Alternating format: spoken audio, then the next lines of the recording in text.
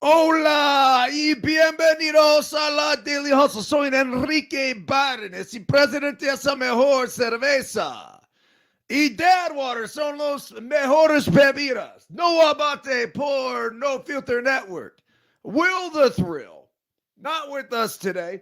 Miguelito San Dieguito, not with us today.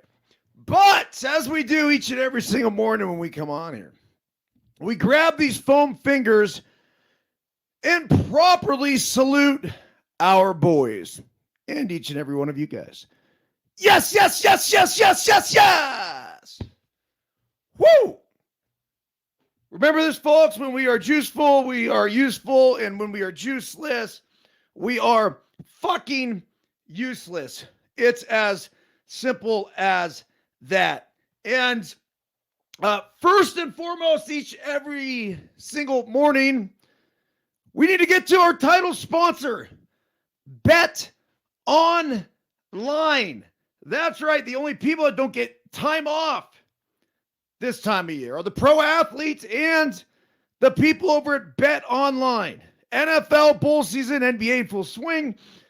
Bet Online isn't taking a second off just to make sure you guys have all of the up-to-date odds, news, and info. Bet Online has all the sports wagering info available you need with both a desktop and mobile access. Remember this. Use the promo code BELIEVE, capital BLEAV, to receive your 50% welcome bonus on your first deposit. Also, don't forget about our partners over at KT Tape. Get yourself some of the Pro Oxygen tape by hitting the QR code in the upper right-hand corner. I'm not a doctor. I'm not a scientist. I did not stay at a Holiday Inn Express last night, but I can tell you through experience, this shit works. When you apply the tape, it lifts the skin, promotes blood flow to the area, thus reducing inflammation and the pains typically associated with it. KT Tape, deflaming muscles since its creation. And then lastly, to focus for the show, hold on a second here.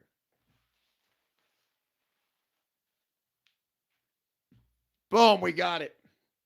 I usually like to grab one out of the bag. I put it up here. This is a shot of greatness. A little lemon, a little ginger, a little cannabis. Make up this real shot of fucking life. Go to tryverge.com. Ask for my guy Jory over there, and he will take care of all of your Verge needs. It is, hold on a second. Cheers to you. Let's dab it up.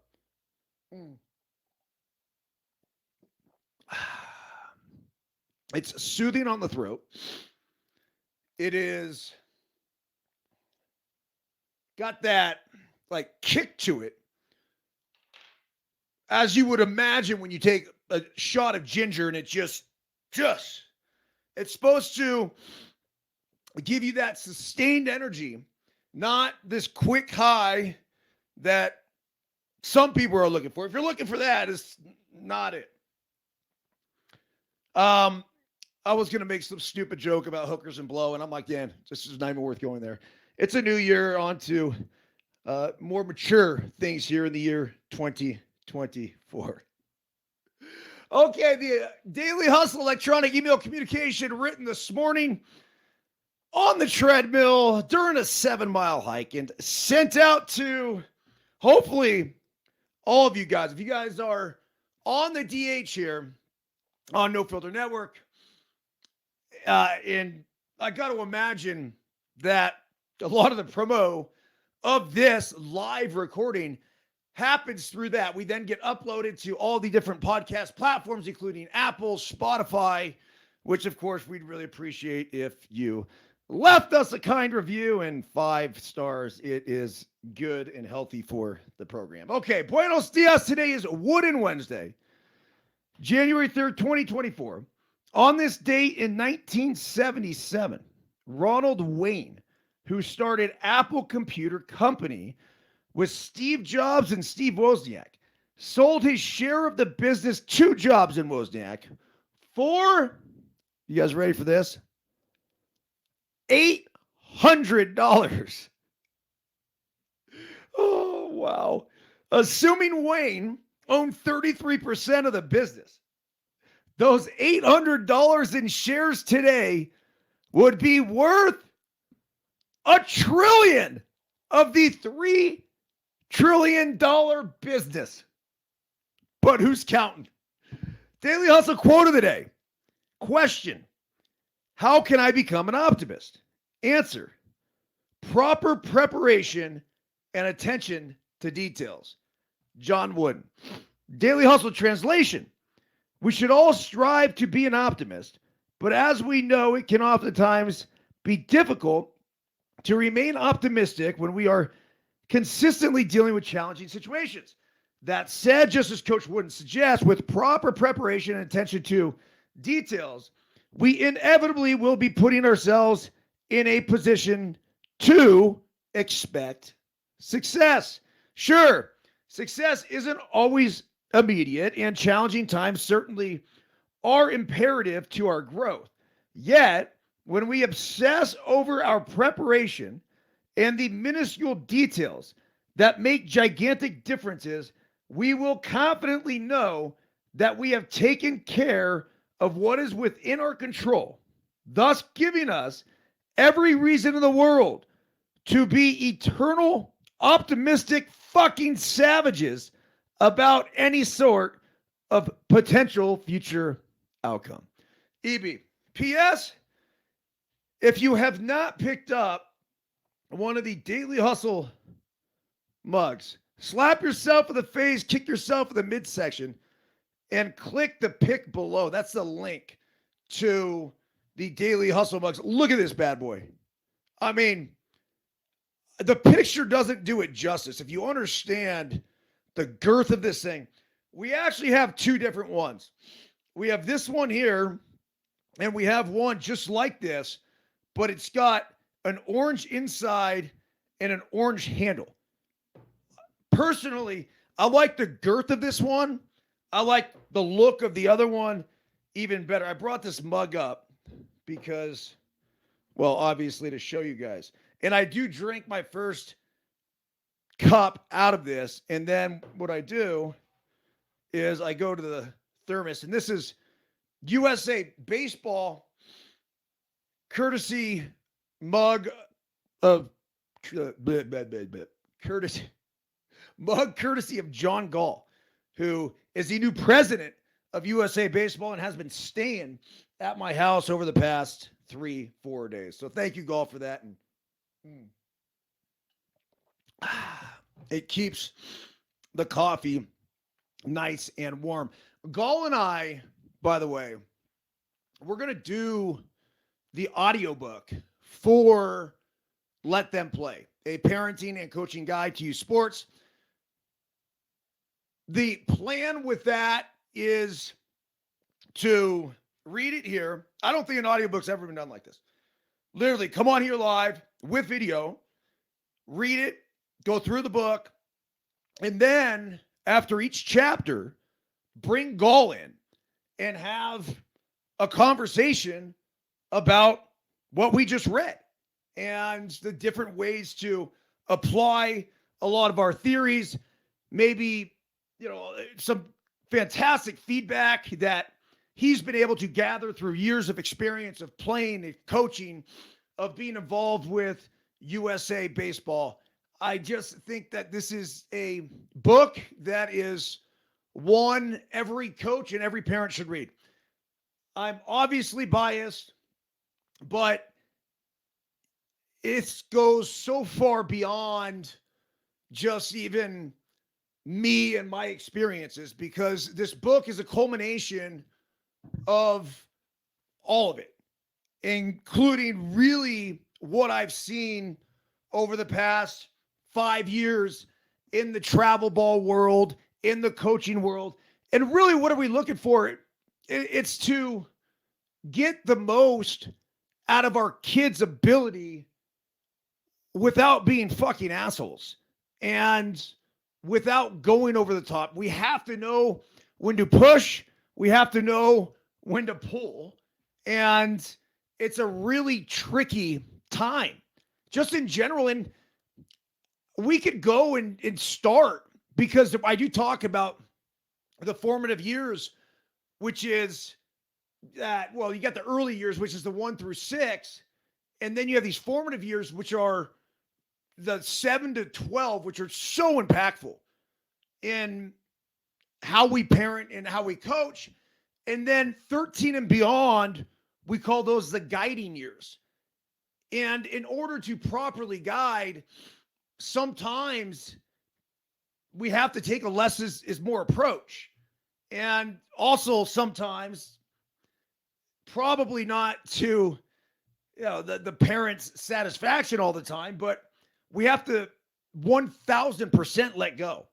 And our word is huge. It's really important. And I do think our support is everything. But at some point in a kid's life, they need a different voice. And I say this, as a coach and a coach of my own kid, my voice, I think at this point, doesn't necessarily resonate as much as it did before. Now, I might be wrong on this.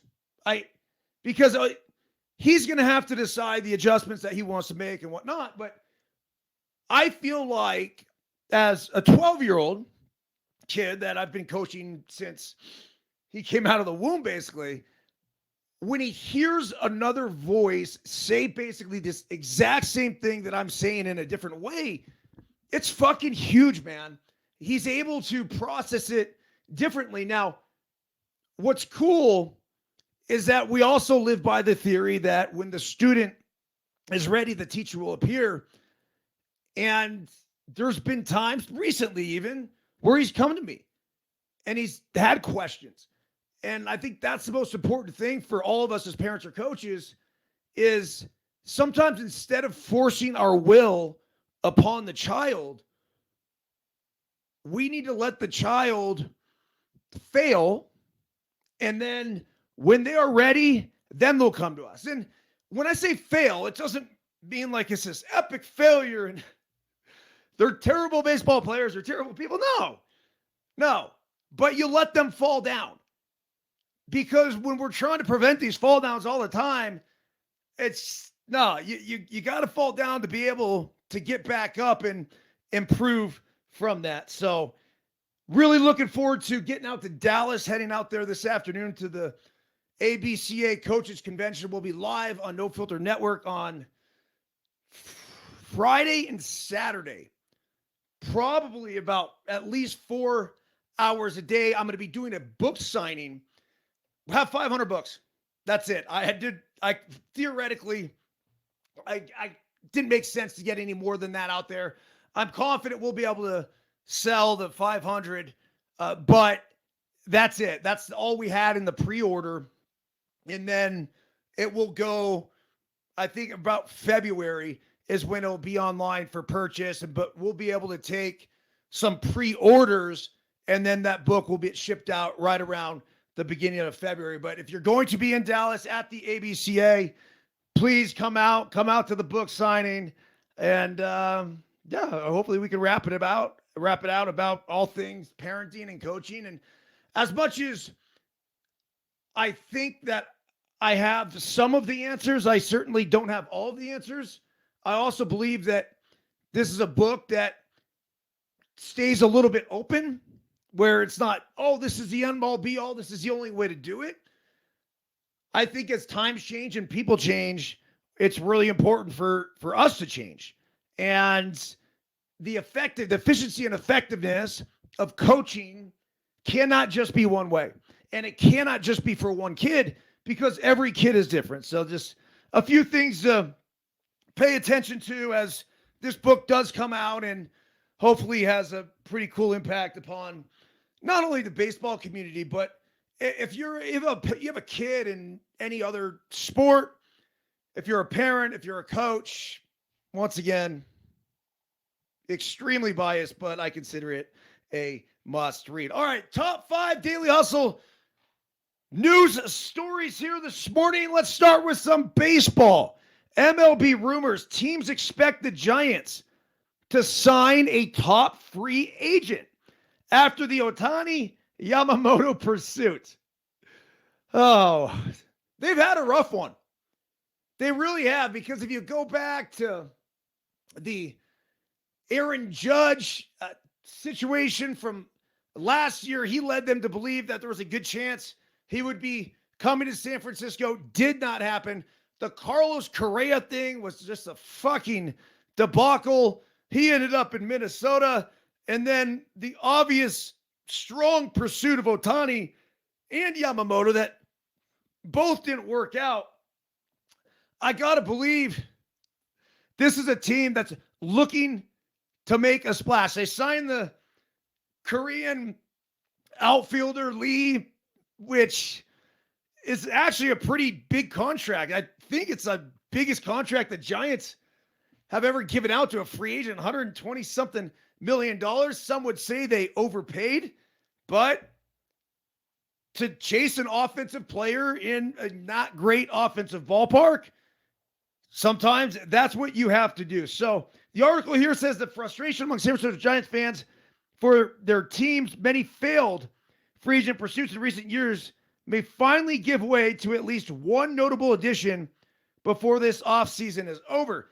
ESPN's Jeff Passan, opposing teams are expecting the Giants to sign at least one top-end player from the Big Four Scott Boras clients still on the market. That group includes Cody Bellinger, Jordan Montgomery, Blake Snell, and Matt Chapman. Okay, of the four, I'll bring this up. Who would you want? Just fire away in the chat. Good morning, everybody, by the way. And again, if you're listening to Apple or Spotify, we do this live and make it interactive. Jesse Byrnes, my brother from another mother out there in Wisconsin. Good morning to you. And Jason, what the fuck is up, my man? Thanks for joining this morning. So the big four free agents that are left: Cody Bellinger, Jordan Montgomery, Blake Snell, and Matt Chapman. If you were to sign one and only one, who would it be? I got to go with Snell. As much as I'd want to say Bellinger, there's a little bit of that risk factor in which Cody Bellinger are we going to get. Don't get me wrong.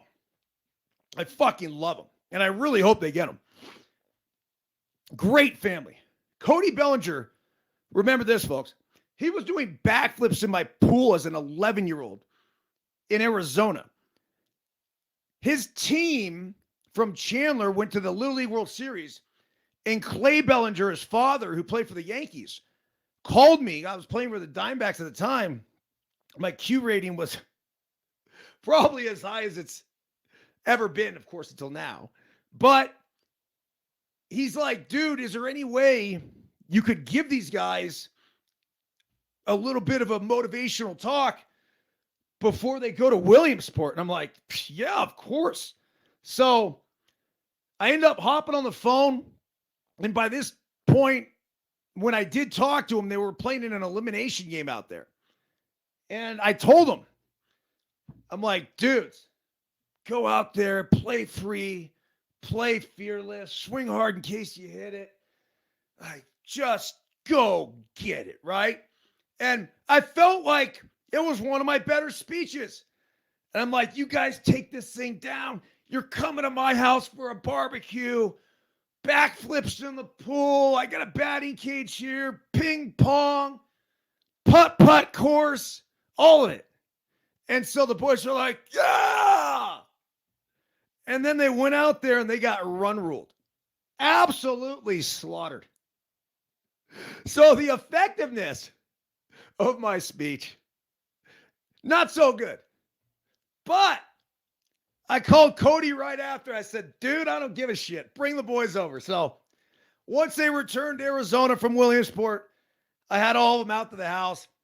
And I'll never forget Cody Bellinger sizing me up. And forgive me if you've heard this story before, but Cody, I was flipping burgers and he is kind of on the other side.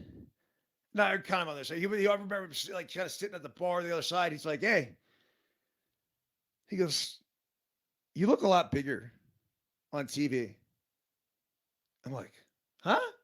It's like, yeah, you look a lot bigger on TV. I said, like, how so, man? He goes, I don't know, just a lot more muscular and bigger. And I'm like, dude, this kid's sizing me up. Like, legit sizing me up. And that's what it takes. It really, it's what it takes to be great. He was already thinking about what a big leaguer should look like. And he's like, he's not that big. I could do this. So he's gone on to have just a fucking fantastic career. A couple down years, but overall, this is a former MVP. He's a World Series champion. He's a Rookie of the Year. Just, I mean, you know, an honor, privilege, a joy to be around every time I've been able to hang out with him. His mom's an absolute sweetheart. Dad's a stud, firefighter out there in Chandler. Not sure if he's still working, but this guy got done playing Major League Baseball. And he's like, what am I doing? Could be a firefighter. Simple as that. So anyhow, the Giants are the living embodiment of the old saying, always a bridesmaid, never a bride. In the past 13 months, they have engaged in serious talks with Aaron Judge, Carlos Correa, Shohei Ohtani, and Yoshinobu Yamamoto. They came out of those talks with nothing to show for it. Correa was willing to walk down the aisle with the Giants when he agreed to a 13-year, $350 million contract, but the deal fell apart when the team expressed concerns with his physical.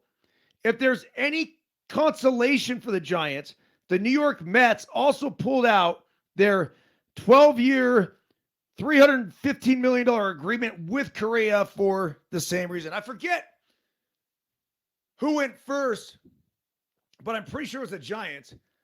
And then they nixed the deal because of the physical. And then the Mets, this was the weirdest fucking thing.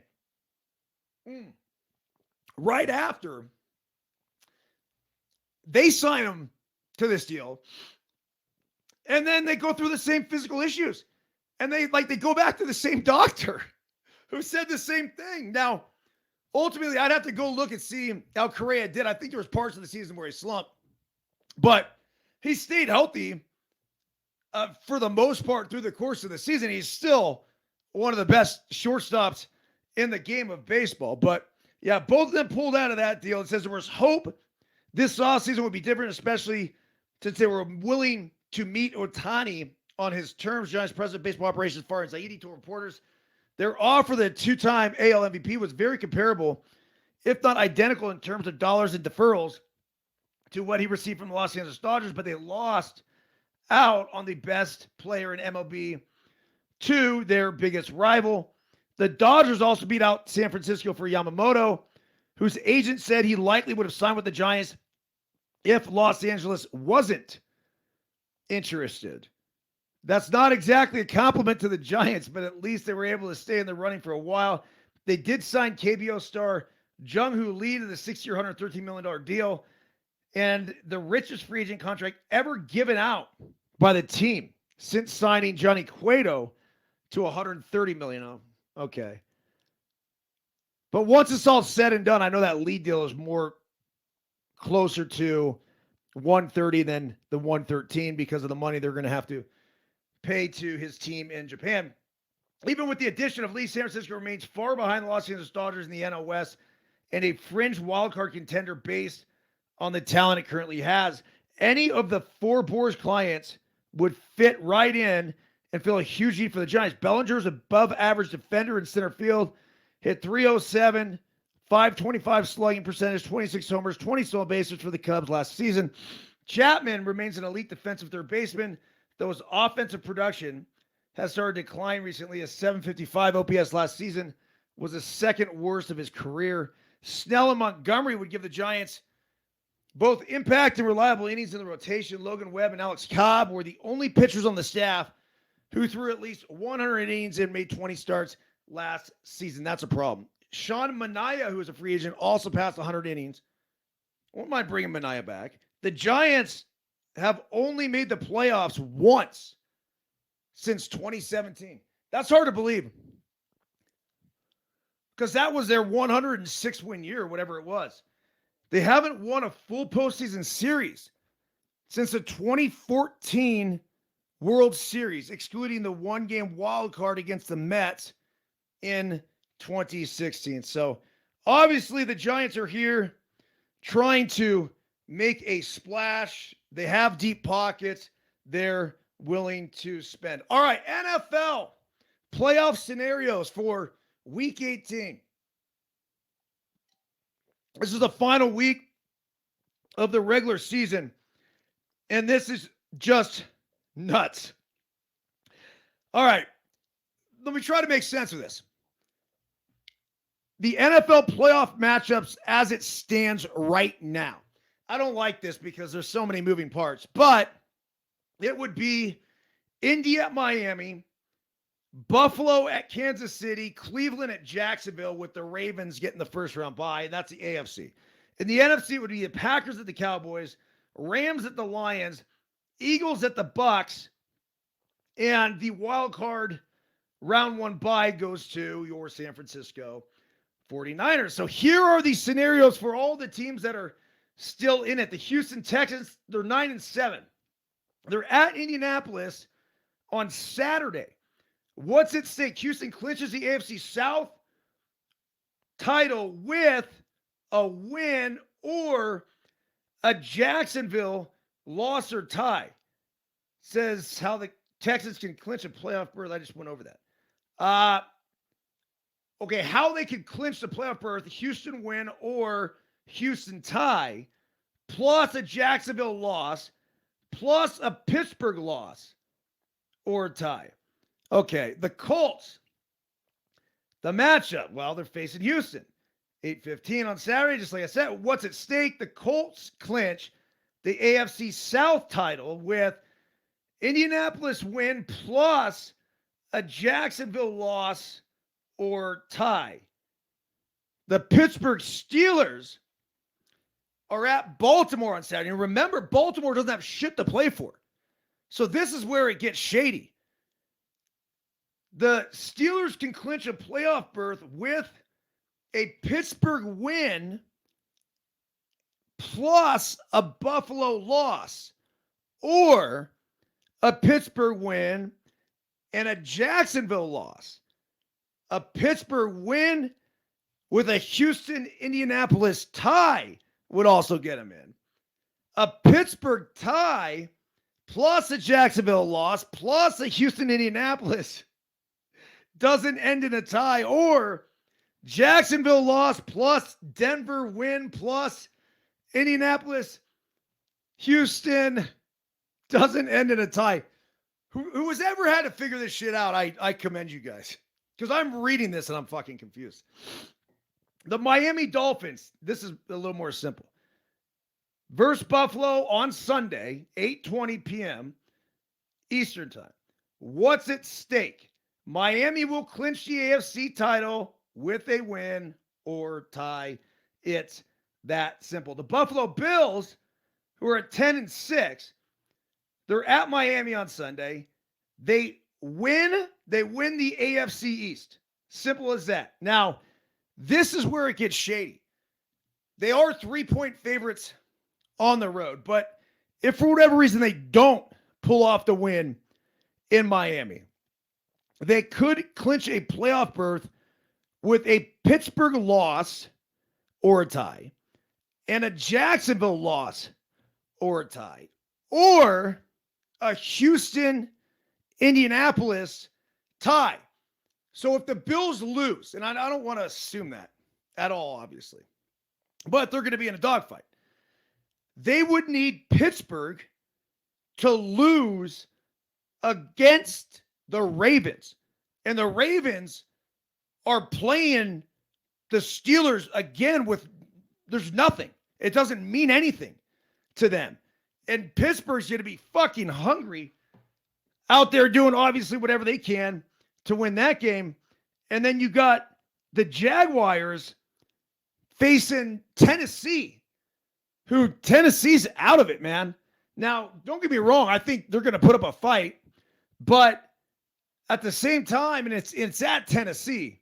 So does that mean something? I don't know. I mean, it could, but Jacksonville, it's going to have to win that game if they want to get in themselves. Let's see. They'll clinch the AFC South title with a Jacksonville win or a Jacksonville tie plus an Indy and Houston tie. The NFC gets even more confusing because you have the Cowboys.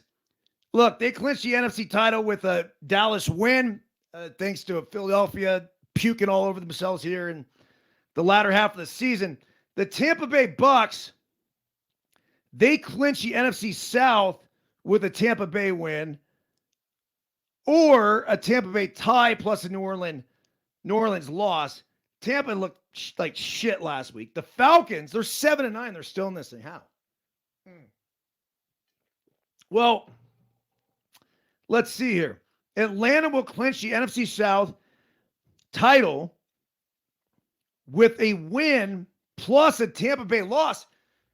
So it's possible that Atlanta could pull it off if the Bucks lose at Carolina. And Carolina's not going to lay down for anybody. I realize they've been shit this year. But it'll be interesting to see how that plays out. The Saints can clinch the NFC South title with a New Orleans win plus a Tampa loss or a New Orleans tie plus a Tampa loss. The Eagles, they're at the Giants, and they'll clinch the NFC East with a Philadelphia win plus the Dallas loss. So they no longer control their own fate. They both are in the playoffs, though. So at least they're fine there, and they're not getting the number one seed. If you don't have the number one seed, I don't think it matters much. Does it? It's not like you're playing extra games. The matchup for the Seahawks, who are trying to get in, this is how they can do it. They're 8-8. They're at Arizona on Sunday. You got to assume they can win that fucking game. But then again, Arizona just took it to Philly. How the Seahawks can clinch a playoff for a Seattle win plus a Green Bay loss. That's what they need. A Seattle tie plus a Green Bay loss plus a Tampa loss or tie. And a Seattle tie plus a Green Bay loss plus a New Orleans tie. Bottom line is this. Seattle needs to win and Green Bay needs to lose. How the Packers can clinch a playoff berth. They are at home against Chicago. Green Bay win and they're in. Green Bay tie plus a Seattle loss or tie plus a New Orleans loss or tie. Minnesota Vikings are 7-9. They still have a shot, though. A Minnesota win plus a Green Bay loss plus a Seattle loss plus a Tampa loss. Oh, fuck. All right, Vikings ain't getting in. I mean, that could happen. Theoretically, you never know. Message, by the way, Deebo Samuel had for Kyron Williams with 1,459 rushing yards on the season. 49ers running back Christian McCaffrey is primed to earn the NFL's rushing title for the 2023 season. But with one game remaining, McCaffrey from the sideline must outlast Los Angeles Rams running back Kyron Williams, who trails in second place. He has 1,144 yards. However, San Francisco wideout Deebo Samuel isn't worried about his teammates' odds as he hilariously dismissed Williams' footing in the rushing title race ahead of Week 18's 49ers-Rams game on the Up and Adams show with Kay Adams. Quote, "Good luck with that one, brother," Samuel told Williams. "But I love your game, though. Keep going, man." Yeah, Kyron Williams, he's had a really nice year, but he is significantly behind Christian McCaffrey, who will not be playing in the 49ers finale. And that makes a lot of sense. The things that the Ravens and 49ers have to worry about is is just going to be the staleness because, look, they're going to play this week and then they're not going to have a game for what, like 3 weeks? I mean, you add in this one. So it's a lot of sitting around, and you can make an argument, yeah, it's great for the body and refresh, whatever. But I was listening to Brandon Jacobs the other day on ESPN Radio, the former running back of the New York Football Giants, and he was saying he hated the fucking bye. Absolutely hated it.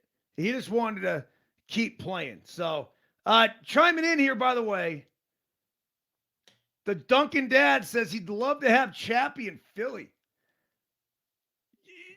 If I'm an offensive team, this is a problem with Matt Chapman in San Francisco. If I'm an offensive team, I would love to bring in Matt Chapman. And don't get me wrong, like 755 OPS, that's no slouch at all. That's actually decent numbers. But for a top free agent, if you're going to pay top dollar, you want more offensive production than that. But if you have offense in other places, then why not go defensive? You're going to get enough offensive production from Matt Chapman. But you're going to get elite, platinum glove, not just gold glove, platinum glove defense. That's how good Matt Chapman is. So, yeah, I think Philly would be a great spot for him. San Francisco, I don't know. What Arizona's fee? Arizona would be a good spot. I think it'd be a really good spot for him. The Diamondbacks want to stay relevant there. The way they had Evan Longoria last year playing a lot of third base. So, anyhow, it's one to keep your eyes on. You got to imagine once one goes. I mean, Boris has got all four of those guys. Jeez, that's a lot. So, the Williams, let's see, CMC showdown. It's really not close. I mean, there's just no way. He would have to have 300 and something yards and break an NFL record in order to get that final thing. And the other thing is the Rams are already in. So the Rams do not have to win to get in. So they're fine. So they might not even be running Williams to death anyway. And they're going to want to keep him safe for the playoffs. All right, couple more things here. Washington, Michigan preview. This whole thing that's come out. The line is 4.5. That's way too much if you ask me. Had a feeling it'd come in that direction. It did, but I'm taking the points. I mean, Washington is the scariest team in football. I literally could see them go out there. I'll say blow out Michigan. That's not going to happen, but they could go out there and dominate that game start to finish like they did in the semifinal matchup against Texas. They're saying here, Washington on offense, fun factor, Penix faced Michigan once before when he was at Indiana, leading a 38-21 win for the Hoosiers over the Wolverines in the pandemic-shortened 2020 season. He completed 30 of 50 passes for 342 yards and 3 touchdowns. Holy shit, man. That matters. That really does. Wow. I didn't realize this. I mean, I knew he was in Indiana. I knew he had some success there. He had each year end in an injury of some sort. But when you're suiting up against the mighty Michigan Wolverines, it could be a little intimidating. I mean, as it would have been last week against Texas, but Penix was the most poised guy on that field. And he absolutely fucking cut up Texas. And there's a good chance he could do the same against Michigan. And he's already done it before. Confidence is everything, especially when you're that young. And not that Penix was lacking any confidence, but if he had any doubts, he's like, dude, I've already kicked the shit out of this team once. You know what? I'm going to fucking do it again. So just something to think about and something to pay attention to as these teams get ready to square off on Monday. The offense, Michigan 6.11 yards per play is the 45th in FBS, 36 points per game is 14th. Washington is 7.25 yards per play. That's 5th in college football. And their 37 points per game is 10th. On defense, Michigan allows 4.29 yards per play. That's 4th in college football. Washington, 5.66. So Michigan's defense is obviously stout. Michigan allows 10 points a game. Holy shit, man. That's number 1 in all of college football. Washington, 24.1. The Pac's just more of the conference formerly known as the Pac-12. Formerly existed as the Pac-12. It's an offensive conference. It always has been. So naturally, when teams are putting the ball in the air 50 times a game, you're going to give up more points. But it's clear that Michigan has the edge defensively. It seems clear that the Huskies will have the edge offensively. The series history, Michigan leads 8-5. The last meeting was a 31-10 non-conference home win for the Wolverines in September of 2021. And again, the spread is 4.5. The OU is 55.5. I like the under. 55.5. That's a big number. I got to believe the Sharps are going to hammer that under. That is, I mean, you have Washington allowing, what'd I say, 24 points per game. And then you have Michigan's defense allowing 10. So there's 34. But obviously, both offenses are averaging 36 and 37. So that's over 70. I don't know. Maybe it is where it should be. But looking forward to that game on Monday. And finally, if you know who Caitlin Clark is, good on you.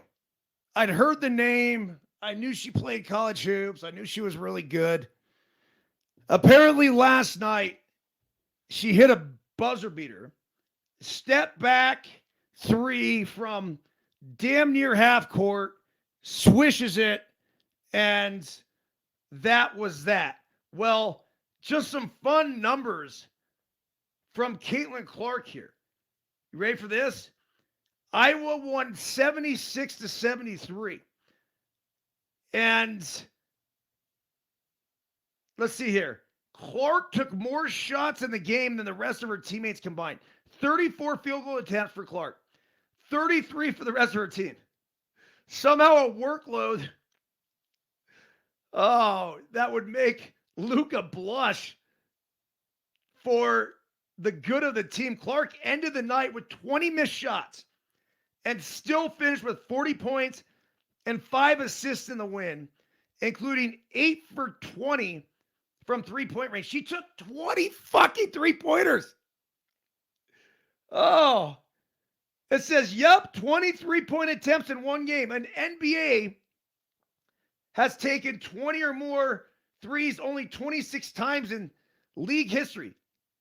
So only 26 times in league history in the NBA has a player fired up 20 three-pointers or more. This is truly a rare sight at a level of the game. And for Clark, attempt number 20 was the sweetest of them all. She's one of the best college basketball players to ever play the game. And I don't watch a ton of women's college hoops, but the walk-off winner was pretty sweet. She hits it, and then she runs to the crowd.